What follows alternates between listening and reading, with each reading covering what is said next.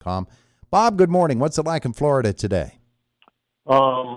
It's like it is been every day down there. It's going to be mid-80s and sun. Going to be good spring training weather. You're in the right place because the weather's going to turn nasty up here in Pennsylvania. I'll be home another, I think, 4 more days. So yeah, stay down there a while longer, Bob. I looked at the weather forecast. Yeah, but I don't have that choice. So. Yeah. Hey, Bob, the Pirates had the day off yesterday. What was the activity that you enjoyed most when you had a day off in spring training? Probably we would go fishing most of the time. Oh, yeah. That would be what we would do. There was always access to and spend water. Having trouble with Bob again. We didn't fish as much as we should have. Go out there. Yeah, we're losing Bob again here this morning as we did the other day. Hopefully the line can clear up for us a little bit. A move here. No, I think maybe you'll be able to hear me better. Oh, that sounds better. Yeah. Oh, okay. I'm going to go here. I don't know why, because, it's the radio waves. But when I go by the window here in this room, this seems to work better. Yeah, well, okay. Well, whatever works, huh? What I can do, too, here is now I can open up the shade and actually give you a better weather report. Oh, okay. So, I don't know. It sounded pretty good what you said before. Oh, here we go. Yes, now we let light in and everything. Holy cow. There's not a cloud in the sky out there right now. Beautiful blue sky. Few people walking around in, shorts, T-shirts. So it's just like always. Not much wind, it doesn't look like. The palm trees not swaying. Oh, man. The guy's It's perfect out there. You're burying the knife in our back there, Bob. Holy cow. It is perfect. Okay, so we talked about what you did on an off day. Let's get back onto the baseball field with these Pirates and talk about this pitching staff. Of course, Paul Skeens, we saw him in the World Baseball Classic. Were you surprised by Italy winning last night? By Italy winning? Yeah. Oh, who they beat? They beat Team USA.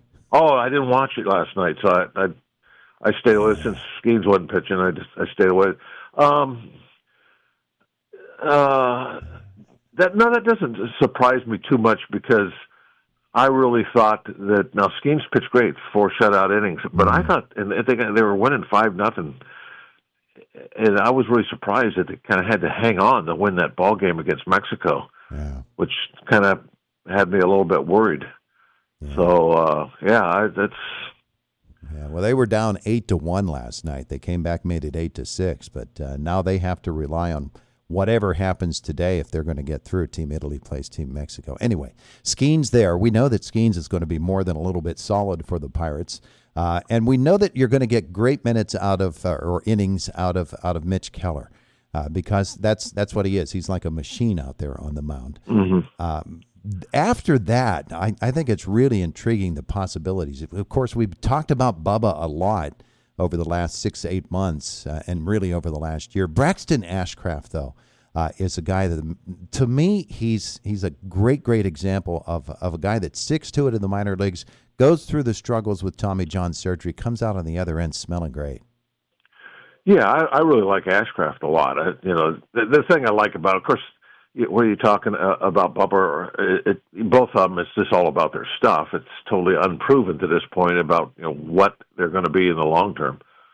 But stuff-wise, shoot, they're as good as any 2 starters you're going to see in the league. They have big arms, great sharp breaking stuff, change-ups. I mean, they have the whole package. It's there. And that's why you just assume that those guys are going to go into like the 3-4 spot and do a good, solid job for us this year. Yeah. And it's a fair assumption because you're going to base it on their talent. They're very talented. So I like the fact that we made the changes that we made because we had to get some better bats in the organization. Mm-hmm. And so we had to give up a couple of pretty good starting pitchers to do that. But, on paper anyway, we have replacements. So you had to kind of roll the dice a little. And I'm still feeling pretty confident that we're going to be okay in that regard. Now, as you know this, you're always really foolish when you say, "Oh yeah, we got enough pitching," because that's never the case. But hopefully, we have enough. Yeah, and of course, hoping to get Jared Jones back and be the Jared Jones that we all anticipate that he will be. And that would make a fantastic rotation, but all fireballer type of guys, all from the right side. Past years, we had a Bailey Falter.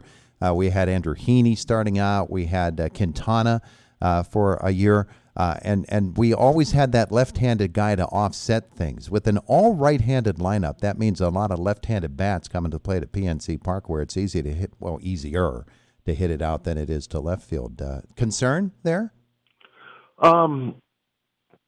No, as long as they all pitch the way they could, and you get Barco could jump in here too, and I don't think he's going to be the fifth starter, but I know he's being looked at and they like him, so maybe he will be the guy. Now he might be that left-hander that they're able to fire out there and kind of break things up a little bit. If there's like one team that in your division that you have to beat, and all their best hitters are left-handed, then I think you better go get yourself, somebody like a Zane Smith. Like that's what you need to do. You need to find the pitching. Like I think the Pirates did that back in the early '90s to beat the Mets, and so after a while, there was times where we had I think 3 lefties in our rotation. So. I do understand, wanting to get left-handers in the starting rotation, but it's not totally necessary if you have good starting pitchers or good starting pitchers. Yeah. I think the place that you need to have some lefties is a bullpen, because everybody nowadays plays that matchup game. So, you can't really, I think, have as good a bullpen as you want if you're just going to, go real heavy in all right-handers. Even if you have those right-handers, this guy gets lefties out really well, that's still not the same thing as bringing in a left-hander, because there's a lot of guys, a lot of left-hand hitters in baseball that are like very scary when there's a right-hander out there, but you look at their stats and they don't do much against lefties. And that's the importance, I think, of having a left-hander in the bullpen is to having those situations where you can bring them in. In our case right now, O'Neal Cruz. If you're facing us, you want a decent lefty in that bullpen, because there's going to be a time in this game where you want O'Neal Cruz hitting a lefty.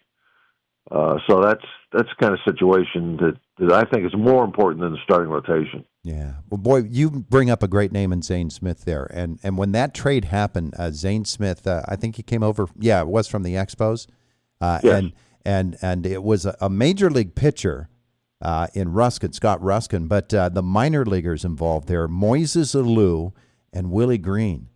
Alou was the prime guy in that whole thing. That everybody knew that he was in fact, they tried to keep it secret that he wasn't in there, and then it got out because they didn't want to, I think, answer the questions. But I mean, we had Van Slyke and Bonds and Bonilla, so you're giving up a future star player.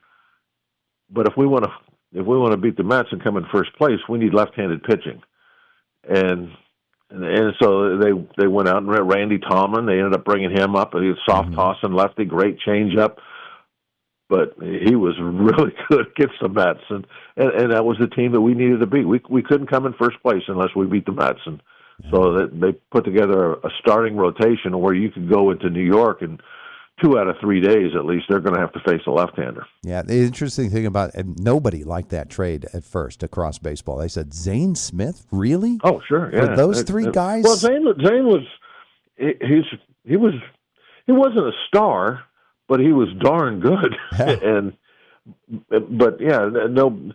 But it was the situation that the Pirates were in that was a little unique that made it such a good trade.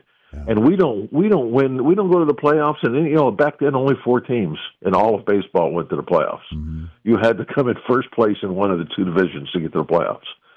So it was very difficult. And if we were ever going to do that, they had to make those kind of moves. And yeah, in the long run, yeah, you want Moises Alou to be able to, when when Bonilla goes into free agency and leaves us, then Moises Alou could have been a nice guy to plug in there because you're not losing much. But that's those are the decisions that general managers have to make, and that's what the good ones they make the tough decisions and come out on the right side of things. Yeah, I'm trying to remember who the GM was back then. Was it Cam Bonifay? No, that would have been, I think, Larry Doty? Larry Doty? Yeah, could have been. They had a few. Yeah, I think so. Had a few they went through. I remember that he was really mad about the leak and Alou's name getting out. Huh. And then the next day, in front of everybody, he goes, "I found the leak. It was me." That was kind of a famous quote. But Zane Smith really did turn out well for the Pirates. He had just actually pitched against the Pirates and allowed 3 hits, I think, over 6 innings. So they had a fresh look at him. They knew what they were getting in Zane Smith, and it wasn't exactly the Chris Archer trade at all, was it? No, it didn't turn out like that. That's for sure. Yeah. All right. So Bob, but I mean, that's the other side of the coins. You can roll those dice, and sometimes it doesn't work out. It goes the other way, and those are the things that ultimately cost people their jobs. Yeah. So. Yeah. But you're right. You got to make the move if you're in the position that the Pirates find themselves in every once in a while, as they did back there in the early part of the 90s, and then here in the mid 2015 area. All right, so it's 8:22 in the morning. Bob Walk with us here this morning. Bob, we're going to spend some more time with you a little bit later in the week. Thanks for being with us today. It's been fun. Sure. Talk to you Friday. Bob Walk of the Pittsburgh Pirates with us here this morning. It is the voice of Indiana County, WCCS. Bob is brought to us this morning by A&A Construction of Indiana. It's Indiana in the Morning, WCCS.